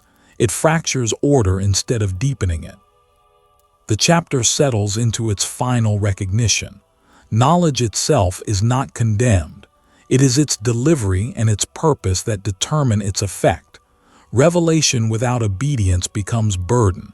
Instruction without wisdom becomes danger. Power without restraint becomes distortion. The world now bears this burden alongside dominion. Strength governs space. Knowledge governs behavior. Together they press creation toward a breaking point. Yet even here the ancient texts do not rush to judgment. They observe. They record. They allow consequence to reveal truth. The chapter closes quietly with understanding rather than alarm. What was once guarded has been given. What was once ordered has been strained. Knowledge, meant to serve life, now weighs upon it. And the earth continues to carry what was never meant to rest upon it alone. The ancient texts do not describe heaven reacting in alarm. There is no sudden upheaval, no hurried command. What unfolds is awareness long established. The Most High observes the world not as one discovering disorder, but as one who already knows the measure of all things. Boundaries were set before they were crossed. Limits were prepared before they were required. The dominion of the giants does not go unseen. Their strength, their reach, and their effect upon the earth are fully known. Yet the response is not immediate destruction. It is assessment. The ancient record presents divine action as deliberate, weighed, and restrained. Judgment does not arrive as fury. It arrives as measure. This measure is not denial of reality. The giants' presence is acknowledged. Their dominion is real. Their impact upon humanity and creation is evident. But acknowledgement does not grant permanence. Authority without appointment is permitted for a time, but it is never allowed to continue without limit. The first restraint placed upon the giants concerns time. Though vast in strength, they are confirmed as mortal. Their days are numbered. Their bodies, though formidable, are bound to decay. This limitation is not new. It is revealed. What entered the world through flesh remains subject to it. Immortality is not granted where obedience has been abandoned. This declaration alters everything, though quietly. The giants continue to dominate space, but not duration. Their power fills the present, but it cannot secure the future. The ancient texts emphasize this point without emphasis. Time becomes the silent boundary that strength cannot cross. Alongside this measure, the reach of the giants is restrained. Their dominion, once expanding without resistance, begins to encounter limits it cannot overcome. These limits are not enforced through immediate confrontation. They appear through diminishing provision, increasing strain, and the gradual exhaustion of what sustains them. The earth itself participates in this restraint, responding to overuse by yielding less. Angels who remain faithful to their charge are then sent. Their role is not to destroy, but to declare. Warnings are delivered. Boundaries are spoken aloud. The giants are made aware of their end. Humanity is not yet removed from danger, but it is no longer without witness. The tone of these declarations is judicial. There is no appeal to emotion, no attempt to persuade. The statements are clear, measured, and final. Dominion has exceeded its allowance. Knowledge has moved without wisdom. Authority has been exercised without source. The consequence is not annihilation, but curtailment. This restraint is presented as mercy as much as judgment. Total destruction is withheld. Humanity is not erased. Creation is not undone. The measure imposed prevents the complete collapse of the world under unchecked power. What could have consumed everything is limited so that something may remain. The ancient record emphasizes that restraint is an act of preservation. Judgment in this form protects life rather than ending it. The giants are not removed at once, but their influence is bounded. Their future is sealed, even as their present continues. This shift marks a turning point. Power is no longer unchecked. Time is no longer ignored. Dominion is no longer expanding freely. The world remains under strain, but it is no longer without limit. The chapter rests here, within this quiet moment of balance imposed. Heaven has not withdrawn. It has measured. The giants still stand, but their end is now certain. And humanity, though still overshadowed, is no longer without protection. With the measure declared, the world enters a new phase, not of peace, but of containment. The ancient texts describe this shift without spectacle. Nothing is overturned in a moment. The giants continue to walk the earth. Humanity continues to live beneath their shadow. Yet an unseen boundary now surrounds what was once unrestrained. The awareness of limitation begins to work inward. The giants are informed of their end, not to invite repentance, but to establish certainty. Their strength does not lessen immediately, but its meaning changes. Power that once seemed endless is now framed by time. What cannot last cannot fully rule. The knowledge of an ending alters dominion even before it arrives. This knowledge does not soften the giants. It sharpens their urgency. Consumption increases. Control tightens. The ancient record suggests that restraint often intensifies what it limits before it removes it. Knowing that time is short, unchecked power presses harder against the world it already strains. Yet even this escalation meets resistance. The earth yields less willingly. Scarcity grows. The giants' movements become more frequent, less settled. Dominion spreads thinner as it stretches. What once felt absolute becomes unstable. Authority without endurance reveals its weakness through exhaustion. The faithful angels continue their role, not as enforcers, but as witnesses. Their presence marks the difference between obedience and transgression. They do not intervene to correct every harm. They stand as confirmation that heaven has not abandoned the world. Order still exists beyond what is visible. The ancient texts emphasize that this restraint protects humanity from total erasure. Though suffering remains, annihilation is withheld. Life persists in fragments. Communities survive where distance and limitation allow. The world is damaged but not surrendered. This balance between judgment and mercy defines the divine response. The measure is sufficient, not excessive. It addresses the root of distortion without unraveling creation itself. The giant's power is allowed to continue only within boundaries that prevent complete collapse. The chapter moves steadily through this phase, showing that divine action is not driven by reaction, but by preservation. Judgment is not the opposite of mercy. It is its instrument. Without measure, nothing would remain. The world continues under strain, yet it is now held within limits it cannot break. The giants remain, but they no longer expand without resistance. Time, scarcity, and declaration close around them. The chapter pauses here, within this restrained tension, where power still exists but is already confined by a boundary it cannot escape. As the measure settles into place, its effect becomes increasingly evident through the shape of events rather than through proclamation. The giants continue to dominate portions of the world, yet their dominion no longer defines everything. Their reach encounters resistance not from force, but from limitation woven into creation itself. Time asserts its authority steadily.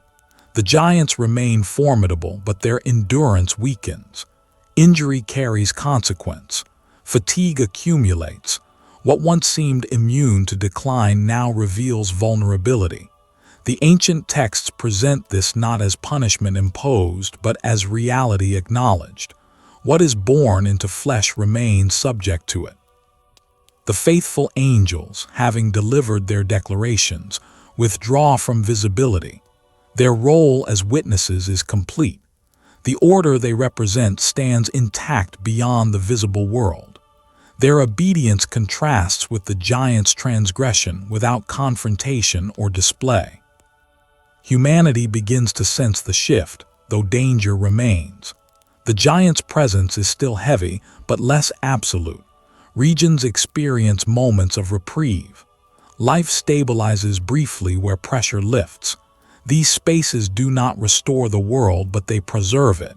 Mercy operates through survival rather than victory. The ancient record underscores that restraint prevents total destruction.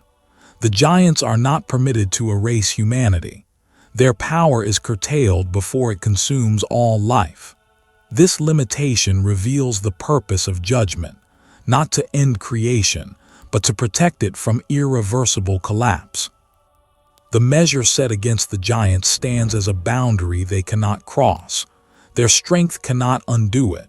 Their knowledge cannot circumvent it. Their dominion remains real, but it is confined. The future no longer belongs to them. The chapter closes within this quiet certainty.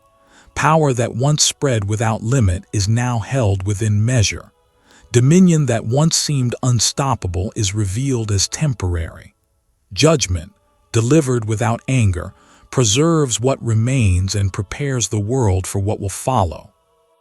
Heaven remains watchful, the earth endures, humanity survives, and the giants, though still present, stand beneath a boundary set long before their rise, unable to move beyond what was already decided. Before the end is set in motion, there is speech. The ancient texts are careful on this point. Judgment does not arrive without witness. Silence is not heaven's method. What is coming is spoken of long before it appears, not to threaten, but to establish truth. In this age of strain, figures arise whose role is neither ruler nor warrior. They are witnesses. Among them stand Enoch and Noah, not elevated by power but by alignment. They do not command armies. They carry words. Their authority rests not in force, but in fidelity to what has been revealed. Enoch is described as one who walks in closeness to God, not through dominance, but through obedience. His warnings are directed first toward the watchers and the giants. He does not accuse, he declares. The end of their dominion is spoken calmly as something already determined. Their strength is acknowledged. Their reach is named. But their future is sealed by measure, not by conflict.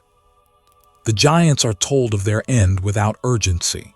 The message is clear and final. Their days are numbered. Their dominion will not endure. There is no invitation to negotiate. The warning exists not to alter the outcome, but to remove ignorance. When judgment comes, it will not surprise those who were told. Humanity also receives warning, though in a different form. Through Noah, the coming consequence is spoken into a world that has learned to trust power more than patience. Noah's role is quiet persistence. He prepares without spectacle. His actions speak alongside his words. The message is not hidden, but it is ignored. The patience of divine communication is emphasized here. Warnings are not brief. They are sustained. Time passes. Opportunity remains. The delay itself is mercy. Judgment is held back so that awareness may spread even if it is rejected. The powerful do not respond. The giants dismiss what they are told. Their authority rests in the present. The future holds little weight for them. The watchers who transgressed remain bound to their choice. Repentance is refused not because it is unavailable, but because it is unwanted. Humanity largely follows the same pattern. The warnings are heard but not received.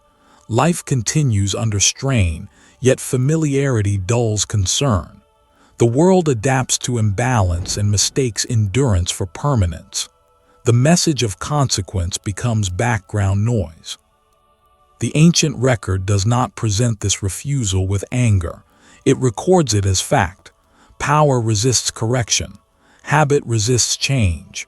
What has been normalized is difficult to abandon, even when warned.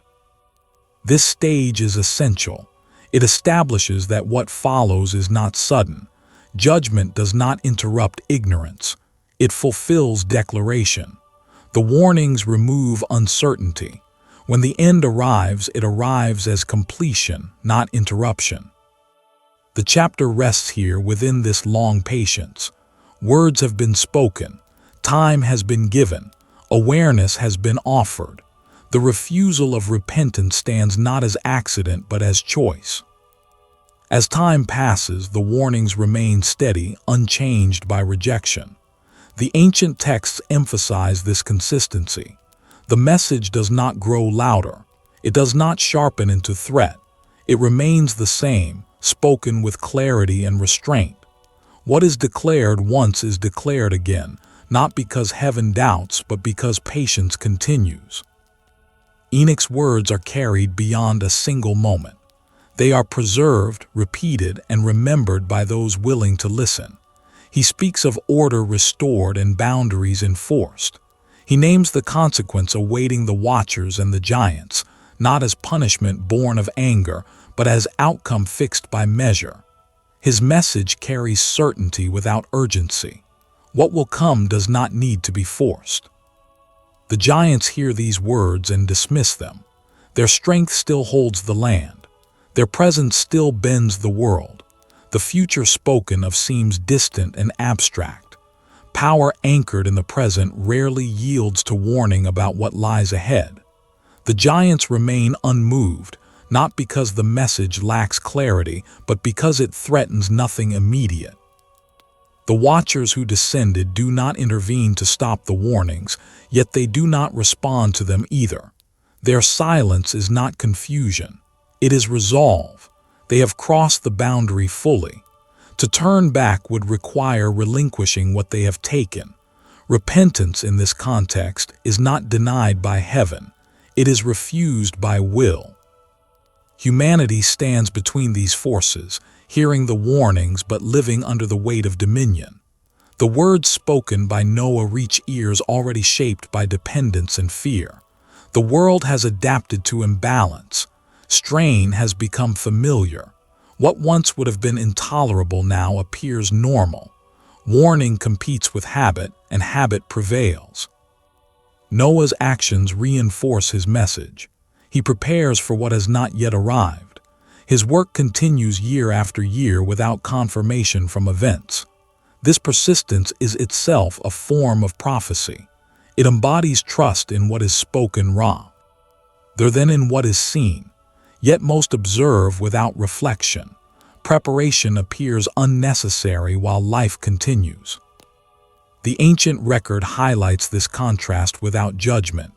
It shows two responses to warning, endurance and dismissal. Neither alters the outcome. One aligns with it, the other resists it until the end. Divine communication remains patient throughout this period. Time extends. Opportunities remain open. The warnings do not expire. They are not withdrawn. Heaven does not rush to close the season of speech. This delay protects humanity from sudden loss. It allows space for awareness, even if awareness is not chosen. The refusal of repentance by the powerful stands in quiet contrast to this patience. Strength resists humility. Authority resists surrender. The giants and the watchers do not lack understanding. They lack willingness. The warnings expose this clearly. When judgment comes, it will not be because warning failed, but because warning was ignored. The chapter emphasizes that judgment is never silent. It is announced long before it arrives. Words precede action. Declaration precedes fulfillment. This pattern preserves justice. No one is overtaken without notice. No outcome arrives without explanation. The world continues under strain, yet it is now fully informed. The future is spoken into the present. The coming end of the first dominion is no longer speculation. It is declaration waiting for completion. This stage draws toward its close without urgency. Speech has done its work. Time has been granted. What remains is not negotiation but fulfillment. The warnings stand as witness, ensuring that what follows is understood not as vengeance, but as consequence already named. As the season of warning reaches its fullness, the ancient texts remain restrained in their tone. There is no escalation in language, no final appeal sharpened by urgency. What has been spoken remains sufficient. The message does not change because the outcome has not changed. Heaven does not repeat itself out of uncertainty, but out of faithfulness. The giants continue to stand within their dominion, aware of what has been declared and unmoved by it. Their strength still shapes the land. Their hunger still presses the earth. The knowledge of an end does not produce repentance. It produces dismissal. Power anchored in the present resists acknowledgement of what lies beyond it. The watchers remain bound to their choice. Having crossed the boundary deliberately, they do not seek return.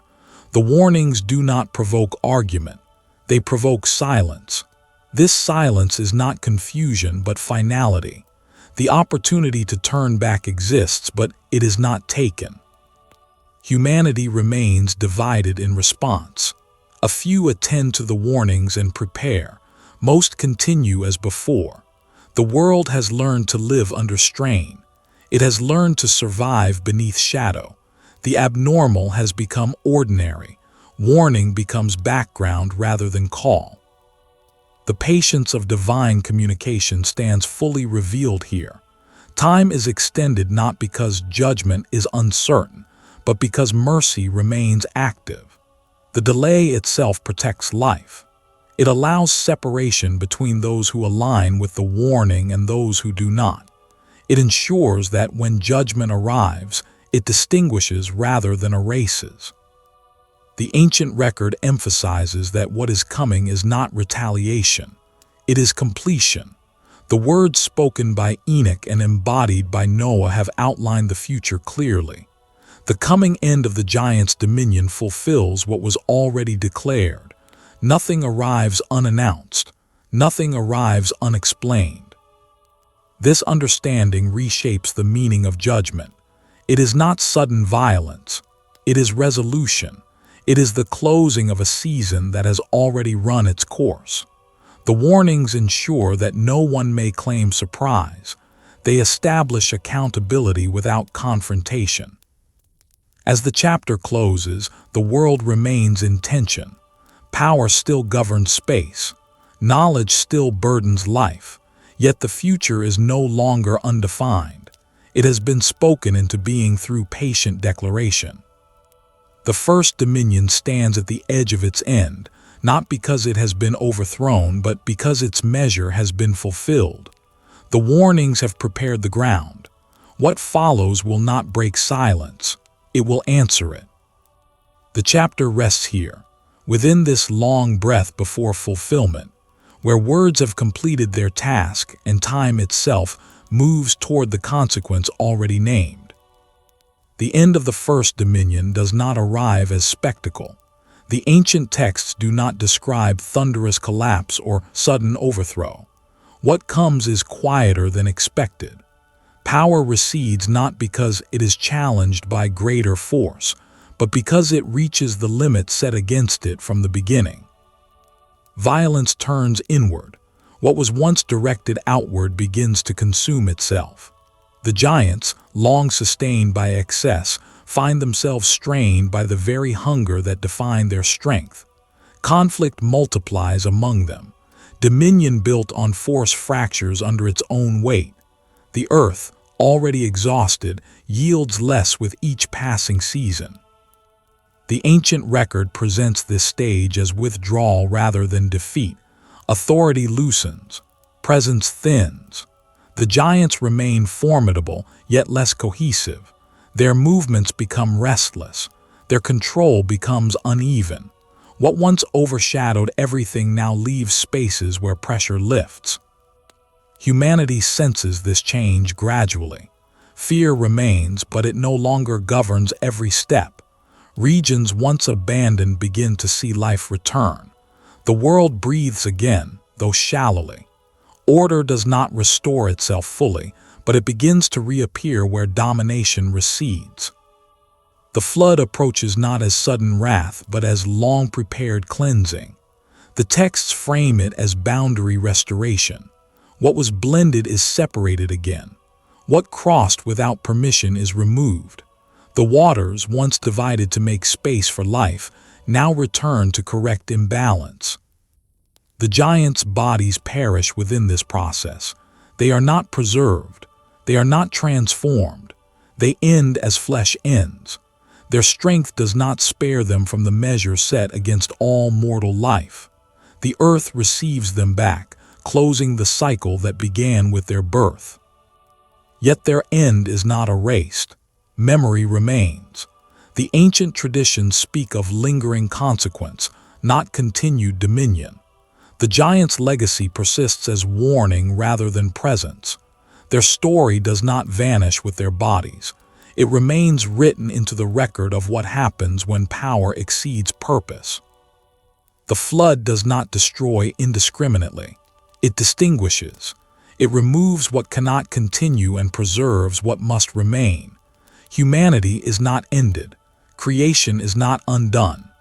The waters cleanse and restore separation, allowing order to return without denying what has been endured. The emphasis here is closure, not catastrophe. Dominion ends not because it lacked strength, but because it lacked alignment. It expanded rapidly, but it was never meant to endure. Its end fulfills the declaration spoken long before, completing what was announced rather than interrupting it. As the waters recede, the world bears scars. The memory of strain remains. Humanity does not return to innocence. Knowledge has altered perception. Loss has shaped awareness. Yet the first dominion is finished. What once pressed upon creation is gone. Order begins to return slowly and imperfectly. Boundaries hold again. The heavens remain distinct. The earth rests within its limits.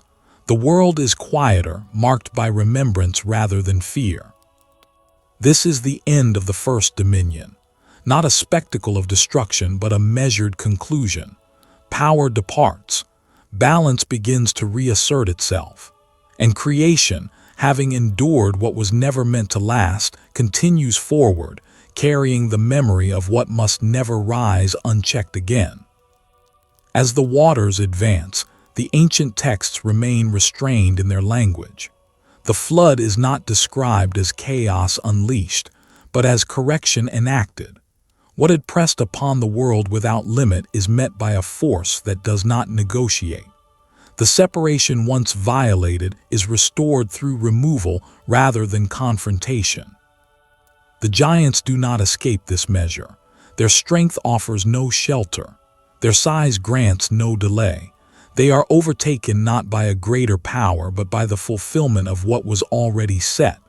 The waters do not single them out in fury. They simply reach where flesh exists and reclaim it. What was bound to the earth returns to it. Violence ends not because it is subdued, but because there is no longer space for it to continue. The dominion that thrived on excess cannot survive cleansing. Conflict dissolves when the conditions that sustained it are removed. What consumed the world is itself consumed by the same inevitability. Humanity, reduced and preserved, passes through this moment not as victor but as remnant. Survival does not erase memory. The loss endured is not forgotten. The world that emerges is quieter, but it is not untouched. Silence carries weight. Absence carries meaning. The flood restores boundaries without restoring innocence. Knowledge remains. Memory remains. The scars of imbalance remain etched into awareness. Yet the presence that once overshadowed everything is gone. The pressure lifts. The earth begins to rest. The ancient record emphasizes that this end is complete. The giants do not retreat to hidden places. They do not continue and dim. In niched form, their dominion ends fully. Their bodies perish. Their power does not transfer. What they represented does not continue through them. What remains is legacy. Stories persist. Warnings endure. The memory of unchecked power becomes instruction rather than threat. The ancient traditions hold this memory carefully, not to glorify what was lost, but to preserve understanding. The flood thus serves two purposes at once. It cleanses what cannot continue, and it teaches what must be remembered. The world that follows is shaped by both removal and recollection. Order returns, but it carries the imprint of what required correction. The waters eventually recede. Land appears again. Life resumes within restored boundaries. The heavens remain above. The earth holds firm. Humanity steps forward into a world no longer dominated by presence without purpose. The first dominion has ended, not with spectacle but with fulfillment. What was measured has reached its end. What was warned has occurred. The ancient texts close this movement without celebration or lament. They record it as completion. The world continues, altered but preserved. Power no longer presses unchecked. Balance, though fragile, is possible again. And the memory of the first dominion remains not as fear, but as instruction written into the history of creation. When the waters finally withdraw, what remains is not triumph but stillness.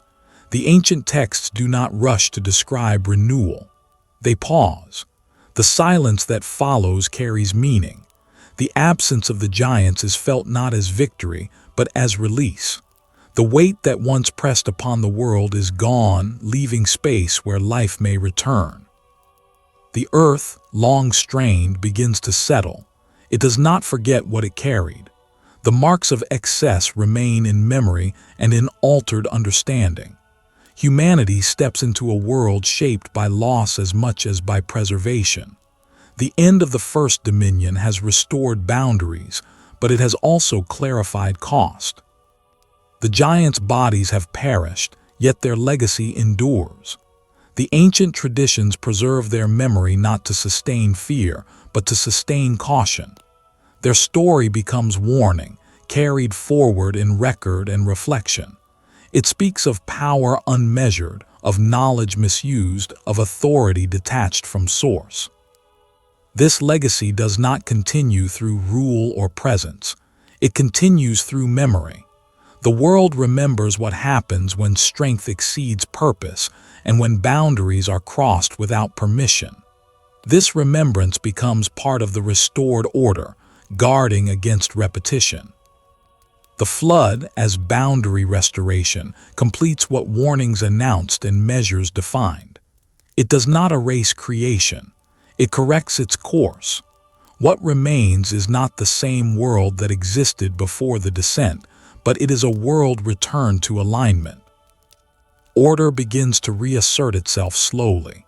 Time resumes its quiet rhythm. The land yields again within season. Humanity learns to live within renewed limits. Dominion returns to its rightful place, held by God alone and delegated with care. The end of the first dominion is thus marked by closure rather than catastrophe. Power does not fall in spectacle. It withdraws as its season ends. Violence consumes itself and disappears. What remains is life shaped by memory. The ancient texts conclude this chapter without urgency. They allow the stillness to speak. The giants are gone. Their dominion has ended. The world moves forward, bearing scars and understanding in equal measure. This ending prepares the ground for what follows. It affirms that unchecked power cannot endure. It confirms that judgment fulfills declaration. And it leaves creation resting within restored boundaries, quieter, humbled, and preserved. When the noise of dominion fades, meaning begins to surface. The ancient texts do not close the story of the giants with accusation, but with understanding. What unfolded was not an interruption of divine design. It was a revelation of it. Power was never absent from the beginning. It was present, measured, and held within purpose. From the earliest order of creation, strength was permitted but bounded. Authority was given, but never detached from responsibility. The dominion of the giants stands as a contrast, not as a rival. Their rise revealed what power becomes when it moves without alignment. Their fall revealed why limits were set before the world began. The Most High is shown throughout the record as one who allows power for a season and withdraws it when its purpose is complete. This allowance is not weakness. It is control expressed through patience. Nothing exceeds its measure without permission. Nothing is removed without cause. Power exists within time, not above it. The giant's dominion was brief not because it lacked force, but because it lacked purpose.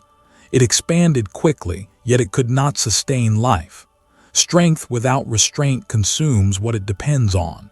Authority without stewardship drains what it governs. The ancient story does not condemn power itself. It exposes misuse. Boundaries in this light are revealed as protection. The separation between heaven and earth was not distance imposed by fear. It was order designed to preserve life. When that separation was crossed, the world bore strain. When it was restored, the world endured. Mercy is present even in restraint. The measure set against the giants prevented total collapse. Humanity was preserved. Creation was corrected, not erased. Judgment, delivered through limit, guarded what remained. This reveals a deeper truth carried quietly through the texts. Unchecked power destroys not only others but itself. The ancient record invites reflection rather than alarm. It shows that decay follows excess, while life is sustained through measure. What is allowed too far becomes burden. What is held within boundary becomes blessing. The design of limits is not denial, but care. As this understanding settles, the story begins to rest. The world that remains is quieter, marked by memory rather than domination. Authority returns to its proper place. Power is acknowledged as something entrusted, not owned. Strength is framed by responsibility. This reflection does not reach outward in accusation. It turns inward toward wisdom. The ancient world becomes a teacher rather than a warning alone. Its silence speaks of balance regained and danger understood. The chapter moves gently toward rest. The story no longer presses forward. It settles. What needed to be shown has been shown. What needed to be measured has been measured. The design of limits stands revealed not as loss but as preservation. As reflection deepens, the ancient texts draw attention away from events and toward pattern. What happened once is shown to reveal what has always been true. Power is not condemned, but it is never left ungoverned. From the beginning, strength was framed by command, and authority was shaped by purpose. Nothing was permitted without measure. The story of the giants clarifies this design by contrast. Their dominion exposed what occurs when power operates without reference to its source. It grew quickly, but it hollowed the world beneath it. It commanded space, but it could not preserve time. The ancient record does not linger on their might. It lingers on its cost. Authority, as presented in the sacred texts, is not self-originating. It flows from God and returns to God. What is delegated is always conditional. What is permitted is always temporary. When authority serves its purpose, it remains. When it begins to consume rather than sustain, it is withdrawn. This withdrawal is not abrupt, it is measured. The giants were not erased without warning. Their power was allowed to reveal itself fully so that its nature could be understood. Only then was it brought to an end. This reveals that judgment is not reaction, it is completion. Mercy operates within this process. Limits are not imposed to restrict life, but to preserve it. The restraint placed upon the giants protected humanity from extinction. It preserved creation from irreversible collapse. What appeared as judgment was, at its core, care exercised through boundary. The ancient texts consistently present restraint as wisdom. Even divine power is shown to act through order rather than excess. God does not overwhelm creation. God sustains it. Power is expressed through patience, not domination. Authority is revealed through preservation, not destruction. The giant's brief dominion stands as witness to this truth. Strength unmeasured accelerates decay. Knowledge unrestrained burdens those who receive it. Authority without stewardship exhausts what it governs. The world learned these truths not through instruction alone, but through consequence. As these patterns become clear, the narrative grows quieter. There is no need for further warning. Understanding has been established. The ancient world rests within its restored boundaries, carrying memory instead of fear. This reflection prepares the listener for rest. The story has completed its work. It has moved from order to distortion, from excess to measure, from strain to quiet. What remains is not alarm, but clarity. Power was limited from the beginning not because it was dangerous, but because life is fragile. Limits exist to protect what cannot survive unchecked force. The ancient design stands revealed as careful, patient, and sustaining. In the closing movement of the ancient account, the tone softens further. The story no longer carries tension. It carries understanding. What began with order, passed through excess, and returned through restraint now settles into quiet meaning. The world is not instructed through command at the end. It is instructed through remembrance. The limitation of power is revealed not as interruption but as continuity. What was said at the beginning remains true at the end. Authority belongs to God alone, not as possession but as source. All other power exists by allowance, shaped by purpose and held within measure. When it serves life, it remains. When it burdens life, it is withdrawn. The giant's dominion is remembered not for its size, but for its brevity. Its short duration speaks more clearly than its strength. Power that rises quickly and lacks alignment cannot endure. It leaves strain in its wake and silence after its passing. The ancient texts allow this silence to speak. Boundaries are no longer presented as barriers. They are understood as shelter. The separation between realms, the restraint upon knowledge, the limits placed upon authority, all are revealed as acts of care. They protect creation from carrying what it cannot bear. They preserve life by preventing excess. Mercy is woven through this design. Even judgment is shown to operate within compassion. The world was corrected, not erased. Humanity was preserved, not abandoned. The earth was allowed to rest, not destroyed. What was removed was what could not continue without harm. This understanding invites rest rather than vigilance. The story does not end with warning. It ends with reassurance. The design of limits remains in place. Power is not left unchecked. Creation is not left unguarded. The Most High continues to measure what is allowed and to preserve what must endure. The ancient world grows quiet again. The noise of dominion has passed. The strain of excess has eased. What remains is a world shaped by memory and sustained by boundary. The lesson does not press forward. It settles gently into place. Unchecked strength leads to decay. Restrained power preserves life. This truth does not belong to one age alone. It is written into creation itself. The story of the giants reveals it, but it does not exhaust it. The design continues beyond the story, steady and unchanged. As the narrative comes to rest, there is no fear carried forward. There is clarity. There is balance restored. The ancient silence returns, not empty but full of understanding. The world remains within its limits, and within those limits it endures.